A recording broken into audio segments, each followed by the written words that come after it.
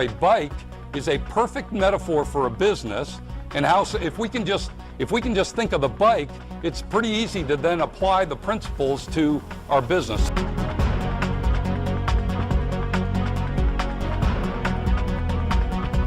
I got to make that decision from top down, and then I've got to execute from the bottom up. Right? I got to know exactly what I'm going to give, because that's what I've got to deliver every time.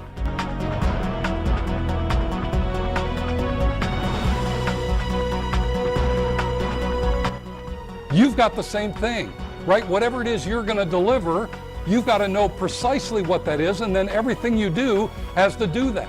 So this tells my dad's story, and it puts, basically I talk about everything that he did in the components of the bike.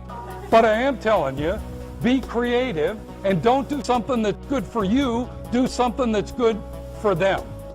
I know that throughout the entire day, you're going to be thinking about what you have to get done today and this week. And I'm going to encourage you, I'm going to really press on you to say, don't do it. Stay here and focus today. And what I want to do real quick is I want to make sure that your competition knows what you're doing right now. Fair enough? So if you're not supposed to be here today, you might want to hop out of the room real quick. So at the end, what my hope is that at the end, you've got this year's goals. That's this next year's goals. I want you from today to be able to pick out those things that are important to you in your business today and build yourself a set of plans so you can know exactly what you're going to do next year. Does that make sense? Here's the other part that's critical today. Today is not a day to solve things, right? I'm not gonna dive in, and we're not gonna solve the problems. What I'm gonna do is I'm gonna present you with the thing that I think you need to have really a solid grasp of. Because if you have a solid grasp of it, then you can put it in place in your business. We need to first talk about the most important person in your business. Who is that? It's you. It's you. Some people say the most important person in my business is my customer. Some people say the most important person in my business is my employees or my team members. It's not. The most important person in your business is you. Where's the bottleneck on this bottle? At the top. It always is, right? They never put the bottleneck at the bottom. So who's the bottleneck in your business? Yeah, it's pretty much, I'm looking at all the bottlenecks, right? We're all in here because we are all bottlenecks. The things that our limitation, whatever we bring to our business as our own personal limitations, will limit anything that happens in our business, right? Our business can't grow bigger than us.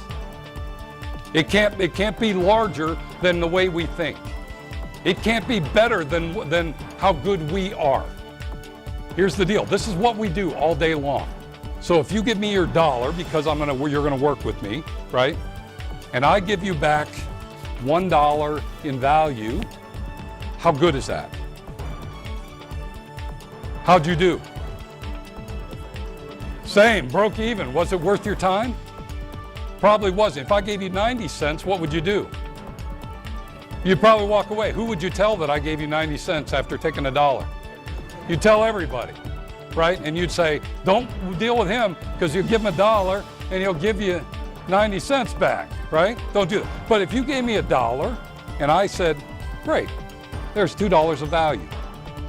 Now what are you gonna do? And what are you gonna do now? And what else are you gonna do? You're gonna put it in your pocket, what are you gonna do? Wouldn't you give me those $2 again?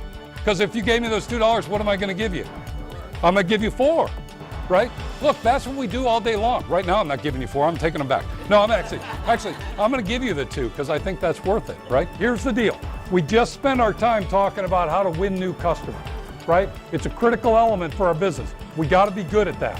We have to be powerful at bringing in new customers because if you're not growing, you're what? You're dying, right? There's no staying steady. If I said, Chad, what's your delivery standard?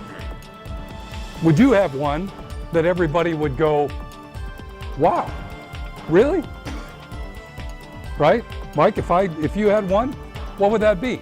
So this may be one, you may get it and you may say, check on that one, I've got this one down, right? Others of you may be saying, wow, what could I do?